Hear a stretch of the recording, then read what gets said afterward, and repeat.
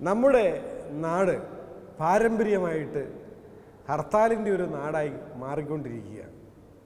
Shri Nirmal sir എഴുതി ഉണ്ടാക്കിയ China Bazar എന്ന് പറയുന്ന ഈ സ്കിറ്റ് വളരെ രസകരമായിട്ടുള്ള ഒരു സ്കിറ്റാണ്. ഒരു കേരളത്തിൽ നടക്കുന്ന ഒരു ഹർത്താൽ ആ ദിവസം വേറൊരു കടയും തുറന്നിട്ടില്ല. ഒരു കട മാത്രം തുറന്നു വെച്ചിരിക്കുന്നു. മലയാളികളുടെ അല്ല ഈ കട, ഒരു ചൈനക്കാരൻ്റെ കട. എന്തുകൊണ്ട് ഈ കട തുറന്നു വെച്ചിരിക്കുന്നു? അതും ഹർത്താൽ നടത്തുന്നവരുടെ അനുവാദത്തോടു കൂടി തന്നെ. ഇങ്ങനെ ചില രസകരമായിട്ടുള്ള കാര്യങ്ങളാണ് ഈ സ്കിറ്റ് നിങ്ങളുടെ മുമ്പിൽ പറഞ്ഞു വയ്ക്കുക.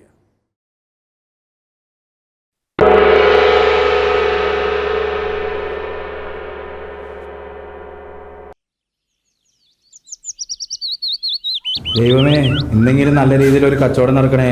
അനുജിത്തിക്ക് ഫീസ് കട്ടാനുള്ളതാണ്.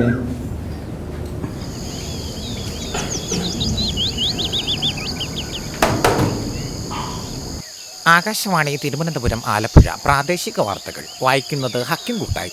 സംസ്ഥാനത്ത് ഇന്ന് XYBY ഹർത്താൽ.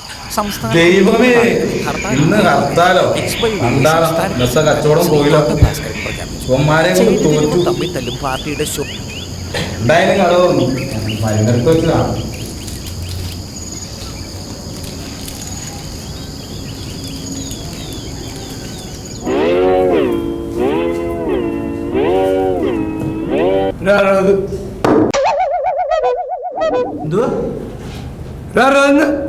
ഇവിടെന്നാ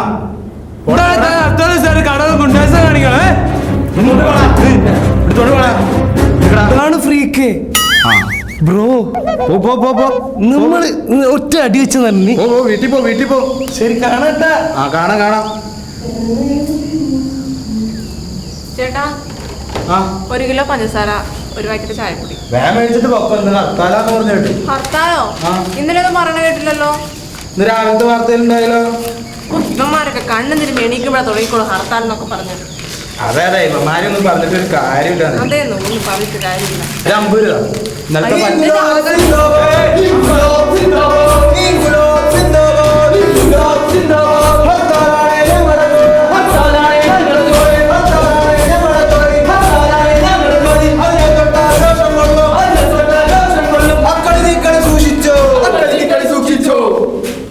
നീ വന്നേ പറയട്ടെ. ഇന്ന് ഹർത്താലല്ലേ? അതെ. ഇവിടെ കടയൊക്കെ അടച്ചിരിക്കുന്നുണ്ടല്ലേ? പിന്നെ നിന്നോടൊക്കെ പ്രത്യേകിച്ച് പറയണോ കട അടക്കാൻ? അല്ലെങ്കിൽ വേണ്ട, ഇവന്റെ കട അടക്കാൻ ഇവനോട് തന്നെ പറയാം. അതെന്തിനാ? ഞാൻ മേടിച്ചത് ഞാൻ പൊട്ടിക്കാം. നിങ്ങൾക്ക് ആ പൊട്ടിച്ചാ പോരെ. അതുപോലെ ഞങ്ങൾക്ക് തുറന്ന് കുറെ കട അടപ്പിക്കാനുള്ളതാ. ആദ്യത്തെ കട നിന്റെയാ. അതുകൊണ്ട് ഐശ്വര്യമായിട്ടായിരിക്കുന്ന കുപ്പിയിൽ ആ തേങ്ങയൊക്കെ അങ്ങ് പൊട്ടിച്ചാ മതി. തേങ്ങയാ? ഒരു തേങ്ങ 25, 2 തേങ്ങ 50, കുപ്പിയൊക്കെ കൂടി 10,000 രൂപ. വേണ്ട, തുപ്പരുത്. ഒരു കാര്യം ഞാൻ പറഞ്ഞേക്കാം. നിനക്ക് നിന്റെ കട വേണോ അതോ തേങ്ങ വേണോ? പിന്നെ ഞാനെങ്കിലും ലോലകൃതരാകുണ്ടാ ഇങ്ങനൊക്കെ പറയുന്നേ. എനിക്കൊരു പരാതിയില്ല, എനിക്ക് എന്റെ കട മതി. ഞാൻ കുപ്പിയും തേങ്ങയൊക്കെ പൊട്ടിച്ചിട്ട് കട അടച്ചോളാം. അതെ, നാളെ കട തുറക്കാമോ? അത് ഇപ്പൊ പറയാൻ പറ്റില്ല, ഹർത്താലിന്റെ കാര്യമല്ലേ. നീ ഏതായാലും ഞങ്ങളുടെ ഹർത്താൽ ഹെഡ് ഓഫീസിലോട്ടൊന്ന് വിളിച്ചു നോക്ക്. നമ്പർ ജസ്റ്റ് ആയി കിട്ടും. അപ്പൊ ഭാഗ്യമുണ്ട്, ഇനി കാണാം. പൊട്ടിക്കട തേങ്ങ. ആ തേങ്ങ അങ്ങ് പൊട്ടിച്ചേരെ. ഒരെണ്ണം പൊട്ടിച്ച പൊട്ടിക്കട.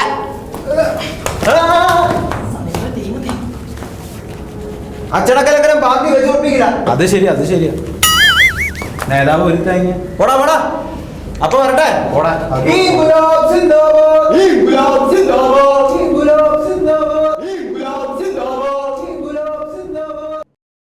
അവന്മാര് പോയെന്നാ തോന്നണേ. ഇന്നെന്തായാലും ഒന്നും നടക്കാൻ വഴിയില്ല. എന്നാ പിന്നെ വേറെ ആരെങ്കിലും കട നിന്നിട്ടുണ്ടെങ്കിൽ അത് അടപ്പിക്കാം. നമുക്ക് സന്തോഷം, അവർക്ക് സന്തോഷം. ഹലോ. ഇല്ല. മട്ടാഞ്ചേരിയിലേക്ക് 1 ലോഡ് ഗ്രാവൽ പോയിട്ടുണ്ടായിരുന്ന കല്ല് മാത്രം തിരിച്ചെടുത്താണ് അവന്മാർ എറിയണേന്ന് പറഞ്ഞ. പക്ഷേ അതവിടെ പോരാ. അവന്മാർക്ക് 1 ലോഡ് കല്ലുപൊടി വേണമെന്ന് പറഞ്ഞു. നല്ല ഏറാണ്. അപ്പൊ അത് ഞാൻ കാലടി വിളിച്ച് അറേഞ്ച് ചെയ്തിട്ടുണ്ട്. അല്ല ഇപ്പൊ പ്രശ്നമൊന്നുമല്ലേ വടിയാണ് ഞാൻ ചോദിക്കട്ടെ കേട്ടോ.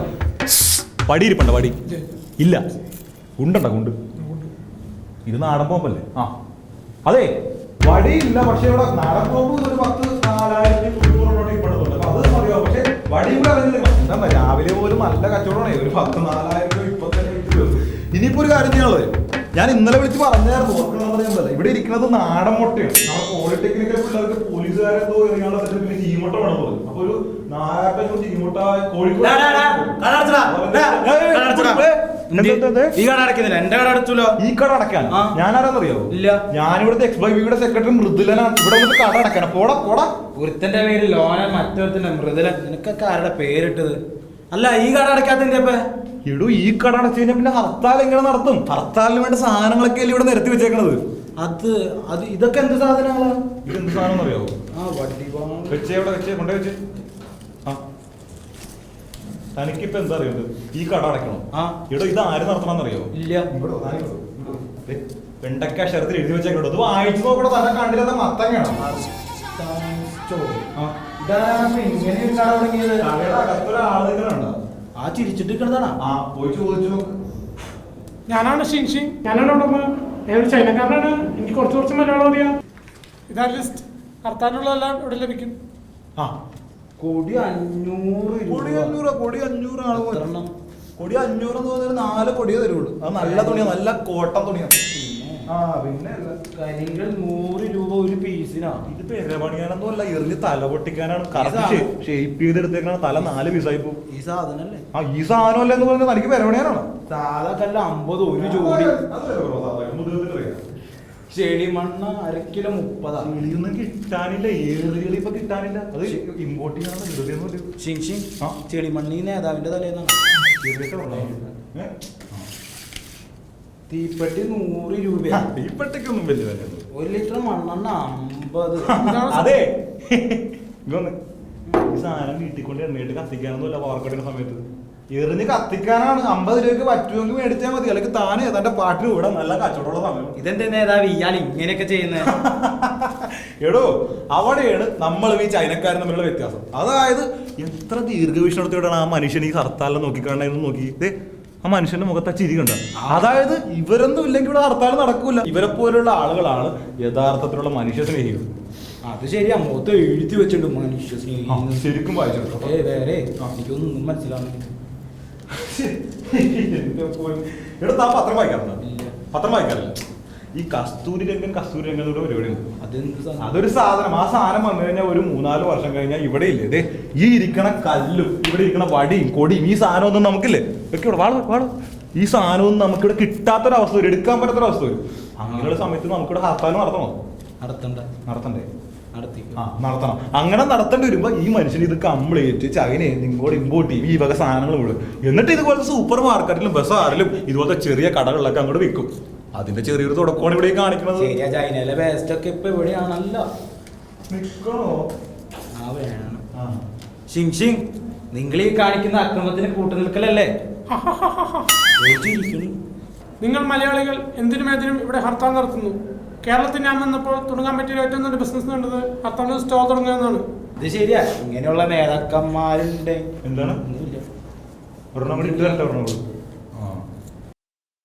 അല്ലാതെ ഇവിടെ എന്ത് തുടങ്ങാൻ പറ്റും ഒന്നല്ലെങ്കിൽ ഈ കല്ലെറി നശിപ്പിക്കും അല്ലെങ്കിൽ തീയിട്ട് കംപ്ലീറ്റ് കത്തിക്കും ഒരു സാധനം വെച്ചേക്കൂല കത്തിച്ചു ഹർത്താൽ ദിവസത്തിൽ എനിക്ക് 50,000 രൂപ വരെ ആദായം ലഭിക്കുന്നുണ്ട് എന്റെ പെട്ടിക്കട വിറ്റാൽ കിട്ടൂല 3000 ഏത് ആ കാട്ടുമുക്കിലെ പെട്ടിക്കട ആ മഞ്ഞപ്രേല എന്തൊരു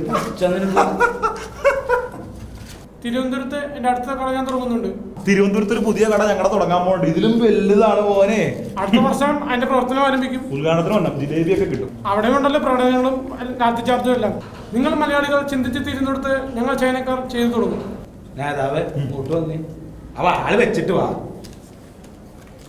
വേഗം വാ എന്താണോ ഒരു കാര്യം പറയാം തുടങ്ങിയാലോ അതിന് മുഴുത്തത് ഇതിന് മുഴുത്തതാ മുഴുത്ത തുടങ്ങാൻ ഹർത്താക്കി ഹർത്താക്കി ഹർത്താക്കി